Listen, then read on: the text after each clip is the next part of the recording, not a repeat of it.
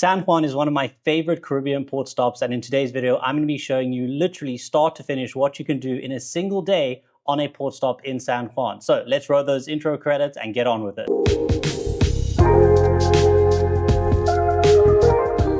A brief disclaimer or prep before we dive into everything, and that is please do not do any single excursion when you're in San Juan. There is absolutely no need for it. Many of the things that are being offered as excursions by cruise lines when you get to San Juan are very easy to do it yourself. And so that's just my initial point of advice that I want to give you. But let's dive to me in the past, and I'm going to go through everything you can do in a single day, of course, giving you the links, maps, everything. Trust me, you're going to find this super useful. Making our way to San Juan, Puerto Rico. First things first, and only if you're a major rum lover, you have three options of places to go to. There's Don Q, however, that is going to be a 1.5 hour drive or Uber out.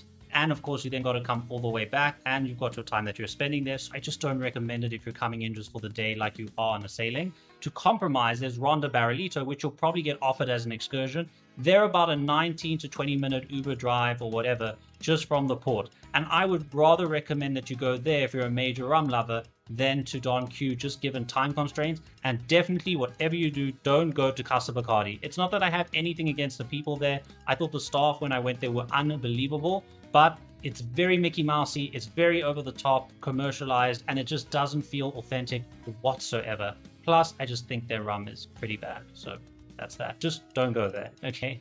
Please don't go there. Now, the other thing you can do, which is really wonderful, is the El Yunque National Forest. It is the rainforest just outside of Old San Juan, and there will be plenty of third-party service providers as well as the shore excursion that will go there. It is really beautiful. It is something I would definitely consider if you like nature and hiking. Just make sure you bring a change of clothes, something to swim in, and some bug spray because, of course, it's a rainforest. But the number one excursion that I could ever recommend anyone do in San Juan, especially if it's your first time going there, is no excursion at all, actually. In fact, I just strongly recommend you walk around the city and do a few things. Now, I'm not going to leave you there because that would be terrible. I'm going to tell you exactly what it is you need to do. So buckle up and get ready for what's going to be the best use of your time in Old San Juan. You're going to have the most amazing day possible. Now, just as you get off the cruise ship, you're going to turn left and carry on going straight. You're going to keep following the Marina Pier until you get to a beautiful, very photogenic building, which is actually a restaurant and bar called La Casita del Ron. Now, we're not going to stop there quite yet. Don't worry, we're coming back to this incredibly beautiful and really good cocktail bar. However, again, that's for later. It's early in the morning and we've got plenty to do and plenty of time actually to do it all. You're going to keep going straight until you go through this beautiful park. Now, before you get to the end of the park, where you'll see that there's a stunning fountain just before the ocean, on your right, there'll be a very awesome tourist information center. If you have any questions about Old San Juan, etc., you can go in there and ask them about it. Of course, the main reason I advise you go there is so that you can go and get yourself a useful map. Of course, you're going to have your phones and you can use your Apple Maps and Google Maps, but sometimes it's just nice to not be, connected to the digital stuff 24/7, especially when you're on a Virgin sailing and you have no choice but to be on that app so often.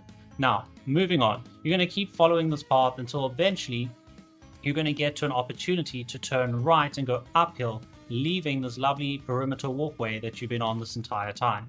Take that and make sure you head towards Fortaleza Street. Now, a few things before we get on to what we want to do that are time sensitive.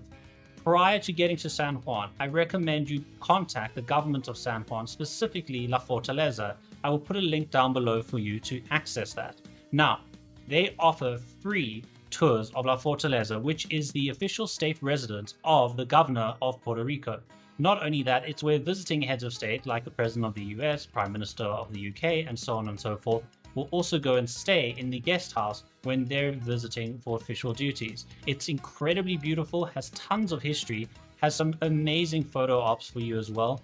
And again, it is just absolutely stunning, free of charge, and the tour guides are unbelievable. So make sure you give a call to check when they're offering it in your specific language, English, Spanish, etc. And try and go on it. But the one thing we are trying to make sure we do in La Fortaleza, which by the way is that famous main road that you always see in all the photos of Old San Juan with the colorful umbrellas and so on, is to go to get ourselves a pina colada. Now, for those of you who don't know, the pina colada was actually invented in Old San Juan In particular, it's disputed between two different places, the Caribe Hilton and Barrachina. I don't recommend going to the Caribe Hilton. One, it's far, and two, I don't think their pina colada is actually that good. But anyway, that's going to cause some controversy. But Barrachina's is where you want to go to. So this is where we're going to get one of the 3 recommended pina coladas that I'm going to tell you to go to. This is going to be what I call the original, because this is supposedly the original. Now, it gets packed. I'm not going to be the first video on YouTube to recommend that you go there. So just know that when you're in port, and there are other cruise ships in particular, a lot of people are going to try and make their way there. And honestly, this is not something I want to make it sound like I'm an alcoholic. But if ever there was a drink to wait in line for, this actually is it. And I hate lines like anyone else. So I strongly recommend you make your way there in time for when they open up, and try and see if you can get a seat at the bar. The bar is very beautiful. And order yourself a pina colada. If time is of the essence, or you don't want to wait longer than around 30 minutes, and I don't recommend you wait 30 to 40 minutes or anything longer than that, I would recommend asking them if you can just purchase to go. In that event though, I would hazard a guess that if you do like pina coladas or mildly enjoy them, you should probably each get 2 pina coladas to go. Yes, you're going to double fist those, and you're going to do it proudly. Anyway, you're on vacation, it's island time, no one's going to judge you. But you are obviously going to look like a tourist, and the fact you have 2 pina coladas is definitely going to let everyone know that, for sure. But onwards and upwards. Next up, it's probably going to be around lunchtime, so if you're hungry for lunch, you want to go to a place called Los Viejos. Los Viejos is, in my opinion, the best place to go get the local delicacy of San Juan, which is mofongo.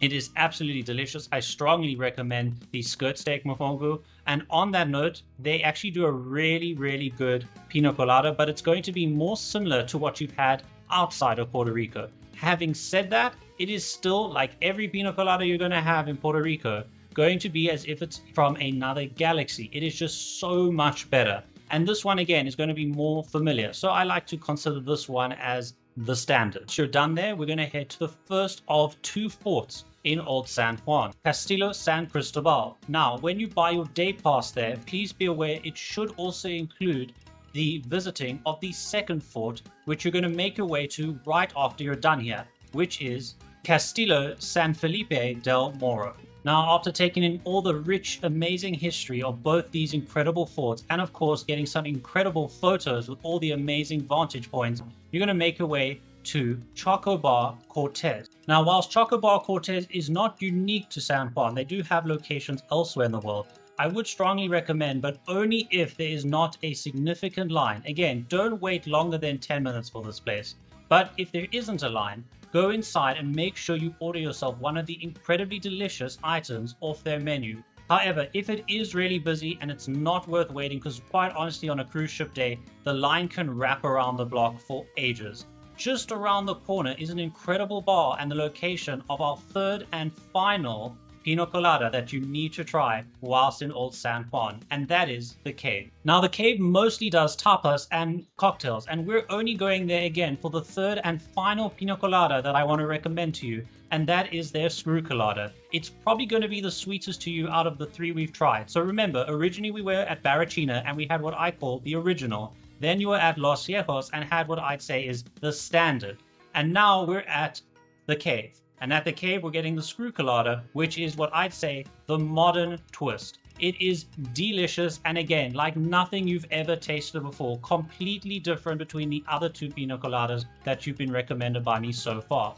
Once you're done with that, it's on to the next place. We're going to make our way down closer towards the ship, back to that beautiful photogenic bar and restaurant that we spoke about earlier and would have passed on our way to the Fountain and Tourist Center, which is La Casita del Ron. La Casita del Ron is a stunning, photogenic, and really good cocktail bar. It's a fantastic place to go end off your day just before heading back on the ship. Go and sit outside underneath the beautiful canopy that they have there and order yourself one of their iconic cocktails whilst looking at the beautiful bay of Old San Juan, perhaps even if you're lucky during the sunset, seeing as you're there late enough. After you've had that beautiful, delicious, and hopefully refreshing final cocktail at La Casita del Ron, you can take a nice, peaceful stroll along the marina back towards the cruise ship. And that is everything I recommend to do on your first stop in San Juan on a cruise ship. Now, I hope you found that really useful and that you'll give this video a thumbs up. Please leave a comment in the comment section below. And if you're not already a subscriber, it would mean so much to me if you do. But anyway, I'll see you next time. Cheers. Bye.